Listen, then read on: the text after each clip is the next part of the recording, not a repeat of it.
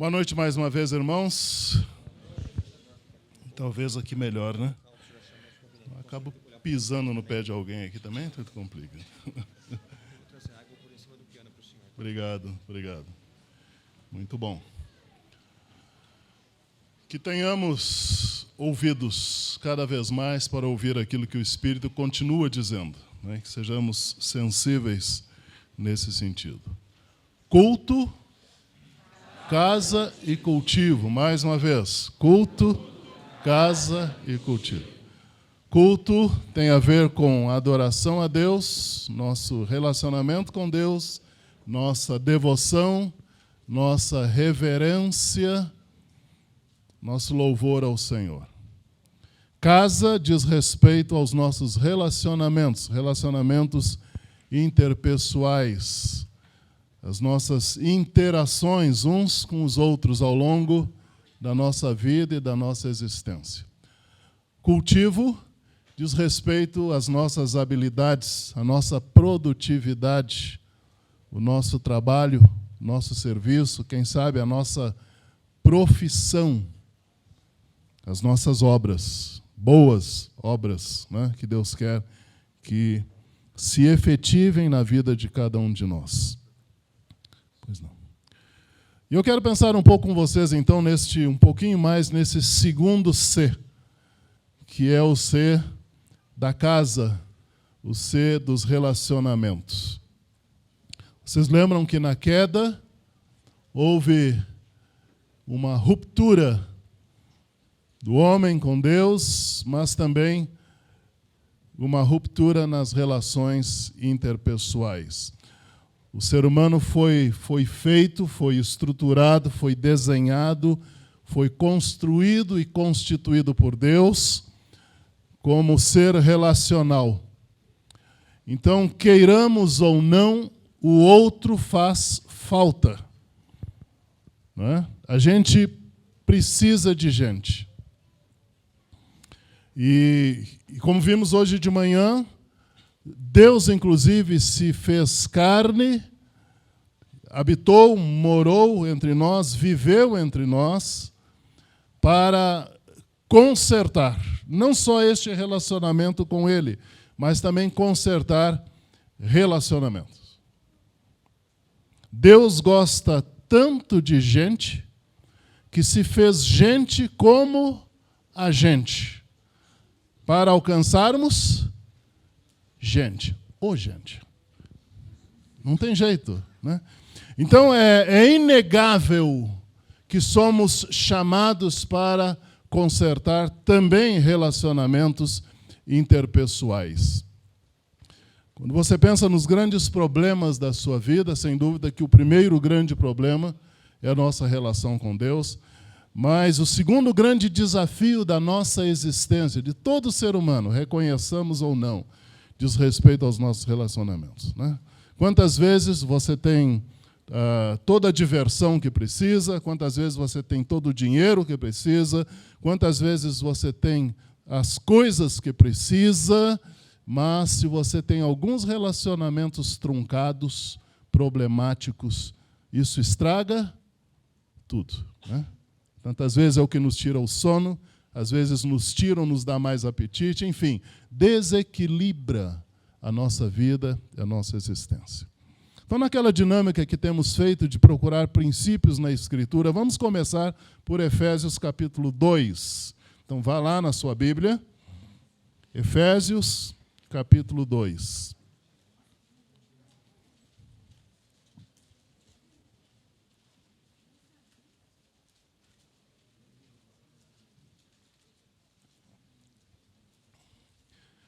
Alguns estudiosos da Bíblia costumam chamar esta de a epístola ou a carta da igreja.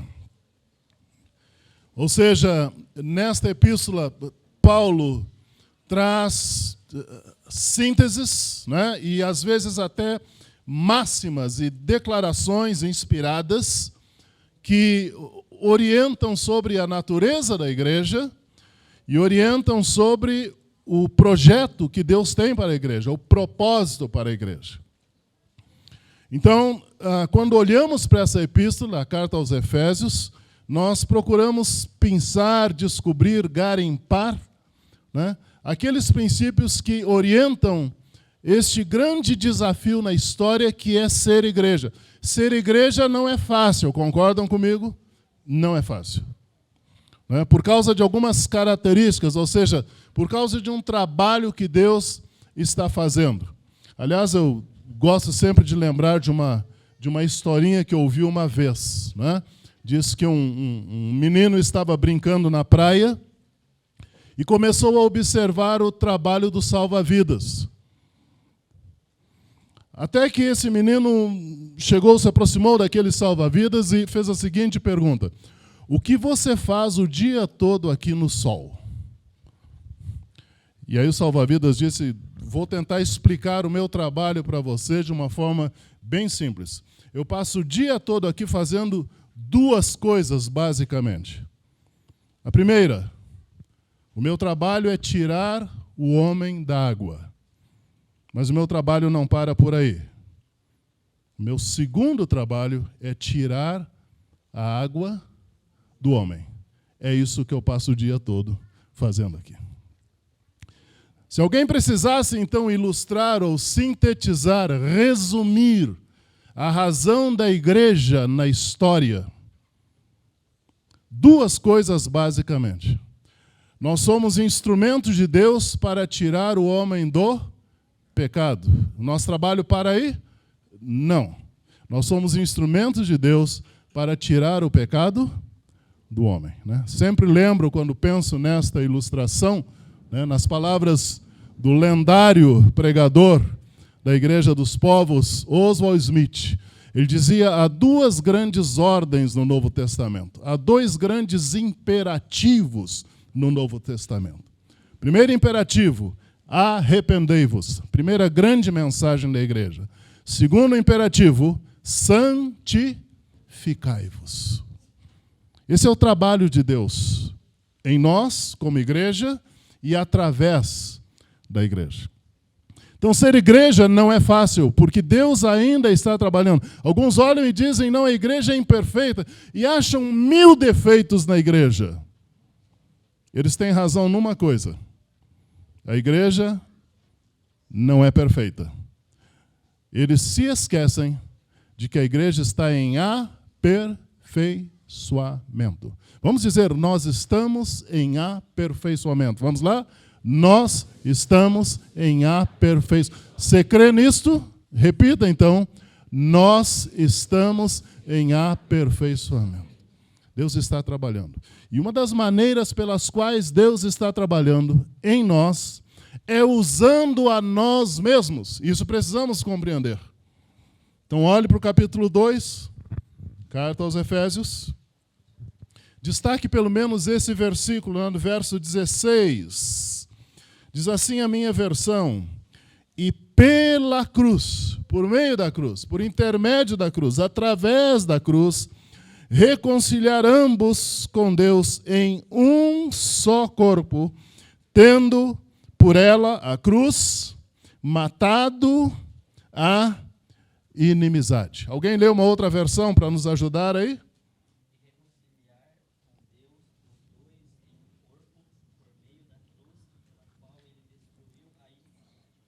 Destruiu a inimizade. Obrigado. Quem lembra do contexto deste texto, lembra que imediatamente antes, o apóstolo Paulo havia se referido a uma tensão relacional. É lógico, está aqui incluída essa tensão relacional com Deus, mas há uma tensão relacional também de culturas, há uma tensão relacional de costumes, há uma tensão relacional de diferenças, há uma panela de pressão aí no lidar com o outro, no lidar uns com os outros. E aí Paulo diz: a cruz resolveu este problema. Tanto é que ele havia falado imediatamente antes de não construir ou reconhecer ou derrubar paredes de separação barreiras, impedimentos nestas relações. Então nós queremos, de fato, nos desenvolver no primeiro grande C, que é cultuar a Deus, louvar a Deus, adorar ao Senhor. Queremos desenvolver as nossas habilidades, queremos ser produtivos, queremos cultivar nesta vida, queremos frutos, consequências do nosso trabalho. Tudo isso é muito bom, mas este C central é essencial para esta ordem da nossa existência.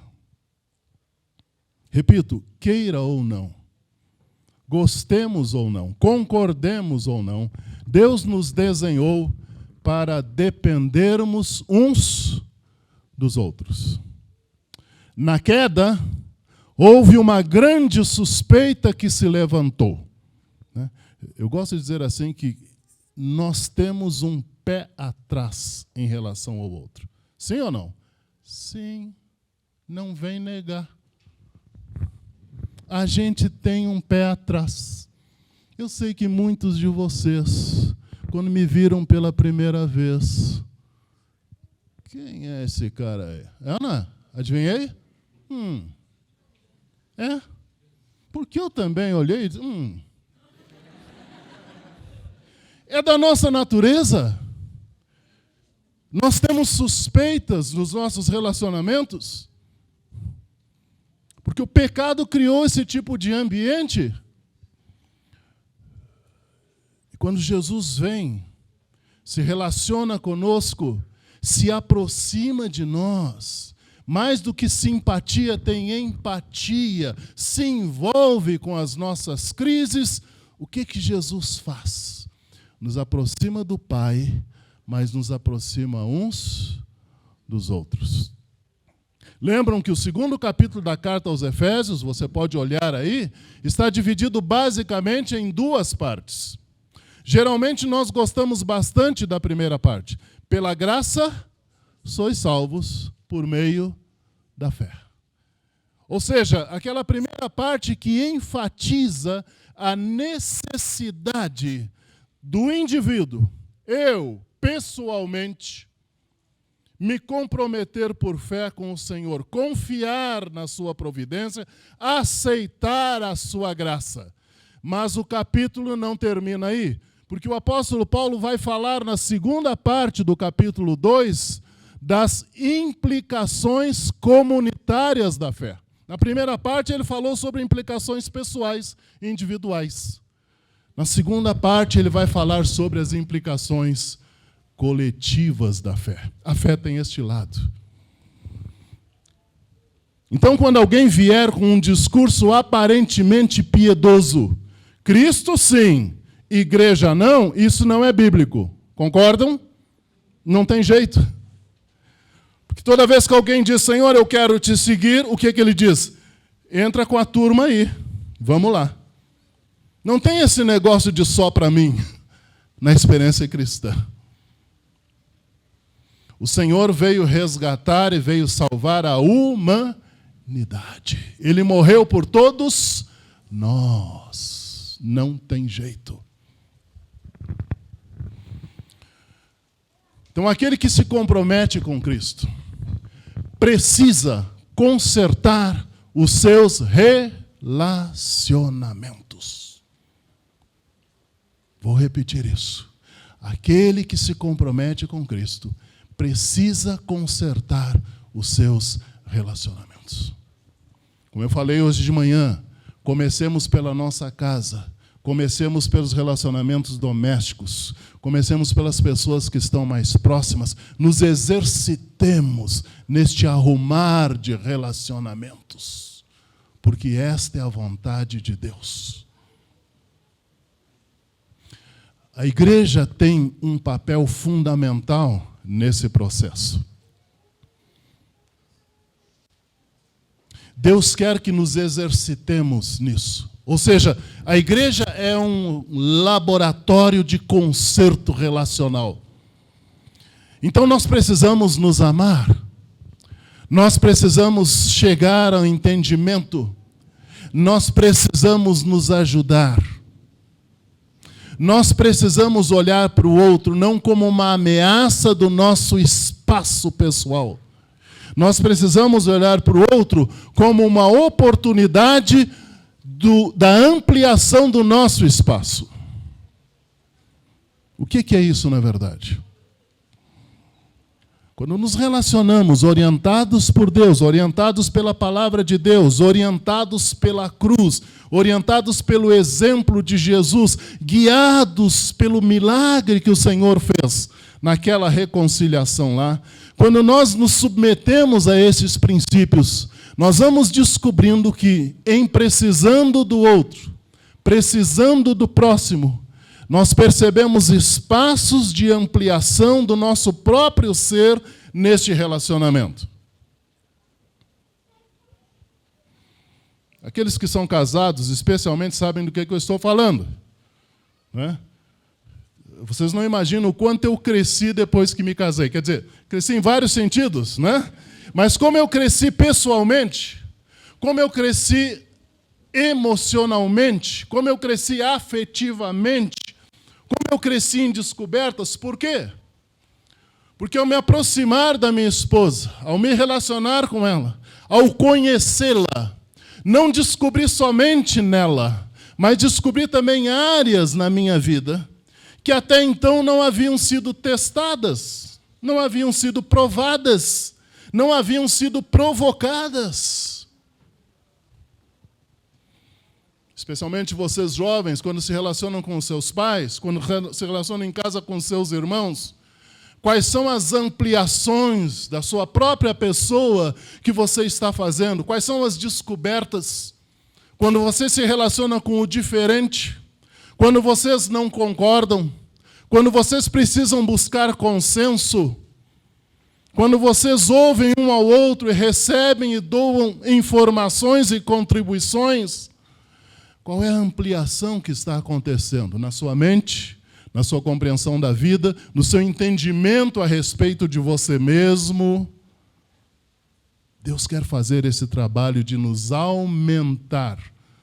E em lugar daquilo que os mundanos, que não entendem nada da verdade, dizem, de que o outro quer sempre nos anular, não. Deus quer fazer com que o outro sirva de ampliação, de complementação, de plenitude para nós. E aí volto a dizer, quem é crente, tem a igreja de Cristo, né? O povo de Deus. Paulo chega ao extremo aqui também de chamar de família de Deus. Quem tem esse privilégio precisa usar esses recursos que estão na vida dos nossos irmãos para consertar relacionamentos e para nos aperfeiçoar nessa dinâmica relacional interpessoal. É por isso que somos chamados a perdoar. É por isso que somos chamados a ouvir. É por isso que somos chamados a ser humildes.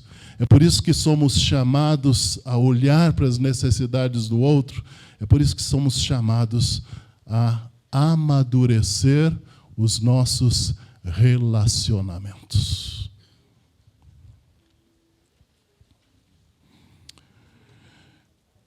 A cruz realizou este milagre.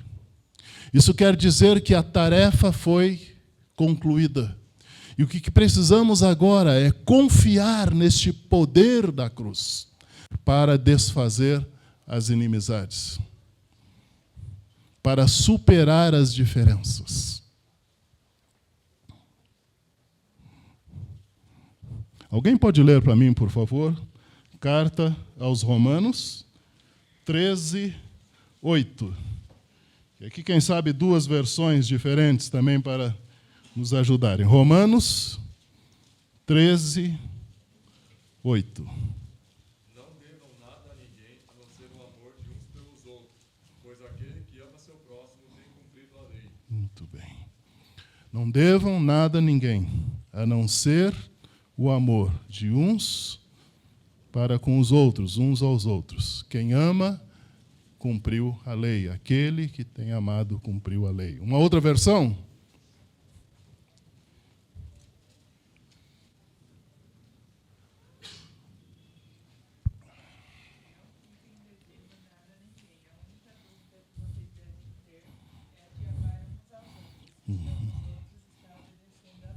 Muito bom.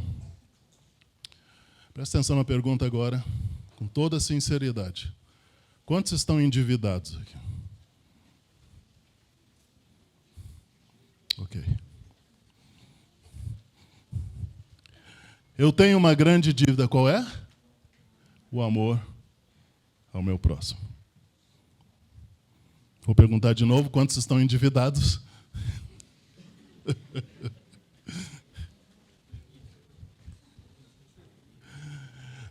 Nós temos esta dívida, uns para com os outros.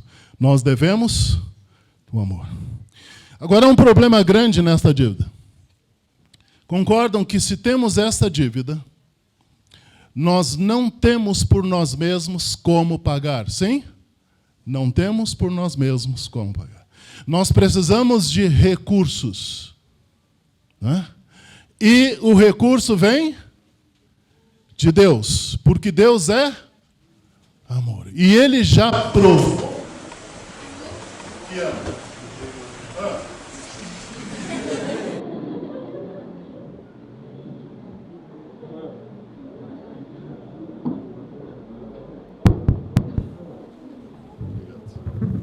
Alô? Alô? Alô? Alô? Sim? Bem? Ok. Então, Ele já provou que nos ama. Ele já demonstrou que é fonte de amor. Estão diminuindo? Se eu estou falando alto demais, não? Está tranquilo? Então, não. Ele já demonstrou que há provisão de amor inesgotável. Bom, então vamos tornar isso objetivo e prático. Eu tenho consciência de que devo ao outro amor. Eu tenho consciência de que em mim não há, por mim mesmo, provisão do amor que eu devo ao outro. O que eu preciso fazer? Reconhecer que Deus é essa provisão e preciso, então, clamar ao Senhor para que me abasteça, me encha deste amor que eu preciso transmitir. O que é que acontece tantas vezes? Eu não quero amar mais. É ou não é? Eu não quero amar mais. Porque às vezes até nós dizemos, eu não tenho o amor que preciso dar. Sim, você tem uma fonte. Mas quantas vezes eu decido não amar mais? Quando queremos receber amor da parte de Deus, queremos receber sem medida. Amém? Quando queremos administrar o amor que vem de Deus, às vezes nós administramos por medida. Então vamos lembrar de forma concreta os desafios que temos nos nossos relacionamentos. Vamos lembrar de forma concreta de que precisamos efetivamente ministrar com amor na vida uns dos outros. Precisamos doar uns para os outros. E vamos clamar ao Senhor que nos encha desta provisão para resolvermos esta dívida que temos uns para com os outros. E aí volto a dizer, pense em todos os seus relacionamentos. Porque, como disse o pastor Werner hoje, nós cremos na soberania de Deus. Ou seja, na vida do cristão, nada é por acaso. Tudo é providencial. E se tudo é providencial, se tudo é projeto de Deus, se tudo é propósito de Deus, então nós precisamos entender por que Deus tem nos aproximado de pessoas. E o que Deus quer que façamos com esses relacionamentos. Então não é por acaso que você mora onde mora. Alguns podem dizer, meu pai comprou aquela casa, ok. Mas isso está dentro da providência divina. Não é por acaso que você tem o vizinho que tem. Não é por acaso que você tem os colegas que tem na escola este ano. Não é por acaso que você tem a igreja que tem. Não é porque Deus continua prestando atenção naquilo que mais lhe interessa na face da terra, que são as árvores? Não, as pessoas. E se Deus continua prestando atenção nas pessoas, Deus quer que prestemos atenção uns nos outros, na verdade. Eu sei que há relacionamentos quebrados, há relacionamentos em crise, há relacionamentos que aparentemente não tem jeito, não tem solução. Na cruz temos provisão. E Deus tem, de sobra, todo o amor necessário para consertar esses relacionamentos. A estatura espiritual de uma pessoa pode ser medida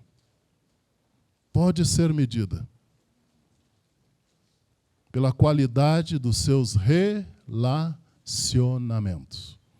Eu não falei a quantidade dos relacionamentos, eu falei da qualidade dos relacionamentos.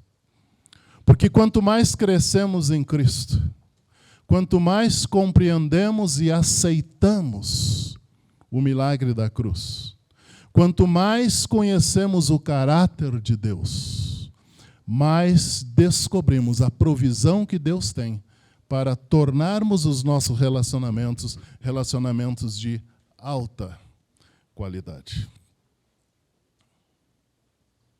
Porque este é o projeto de Deus para aqueles que creem.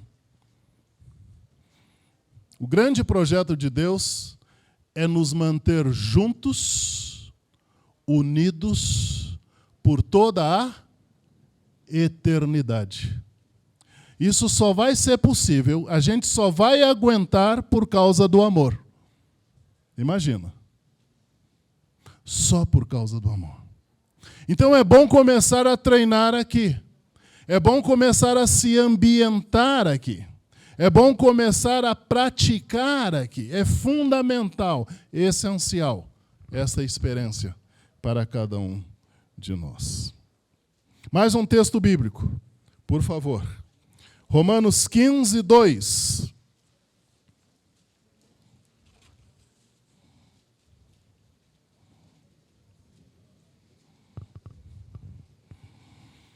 Romanos 15, 2. Alguém pode ler em voz alta?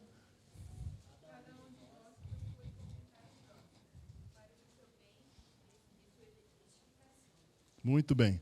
Cada um de vós procure contentar o próximo para o seu bem e sua edificação. Muito bom. Uma outra versão.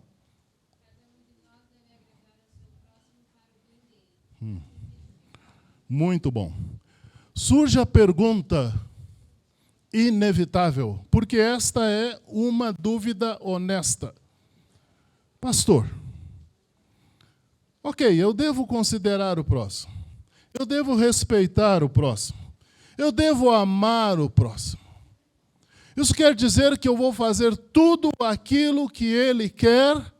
Resposta: não. Não é isso que é amar. Não é isso que é respeitar. Não é isso que é prezar o outro. Nós teríamos um grande problema se esse versículo acabasse no meio. Cada um deve contentar o seu próximo, ponto. Cada um deve agradar o seu próximo, ponto. Não. Devemos ouvir o outro, devemos ser sensíveis para com o outro, devemos respeitar o outro, devemos procurar fazer o bem para o outro, sim. Qual é a medida? Desde que isso contribua para o bem do outro, a edificação do outro.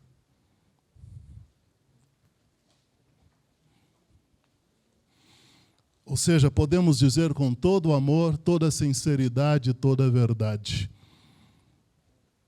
não posso fazer isso porque isso não vai te fazer bem.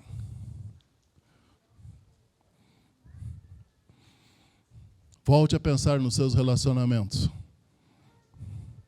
E clamar ao Senhor para que as crises relacionais, os conflitos, os desentendimentos, os desencontros, os bloqueios relacionais sejam resolvidos com este princípio. Vou me esforçar para fazer o bem para o meu próximo. Vou me esforçar para concordar com o meu próximo. Vou me esforçar para ajudar o meu próximo. Vou me esforçar para entender o meu próximo, desde que isso contribua para o projeto que Deus tem para a vida dele, para a edificação dele, para o crescimento dele, para a maturidade dele. Esta é a medida. Parar com aquela conversa, se você me ama de verdade, não. Se eu te amo de verdade, se eu te respeito de verdade, se eu gosto de verdade de você, eu quero o melhor para você. E o melhor para você é aquilo que Deus tem para você. Aqui é preciso tomar decisões, aqui é preciso fazer escolhas, porque fazendo assim temos a garantia de que a maneira como estamos consertando os nossos relacionamentos é o trabalho de Deus nas nossas vidas e não simplesmente os nossos desejos na vida uns dos outros. Como vão os meus relacionamentos? Alguns truncados. Eu costumo dizer que grande parte dos problemas que nós temos na vida tem nome próprio. Grande parte dos problemas que nós temos na vida tem nome próprio. Ou seja, quando pensamos em alguns desses problemas, vem à nossa mente o nome de alguém. Lembraram aí? E quando começamos a puxar este fio, atribuímos a alguém a culpa por essa crise ou por essa dificuldade.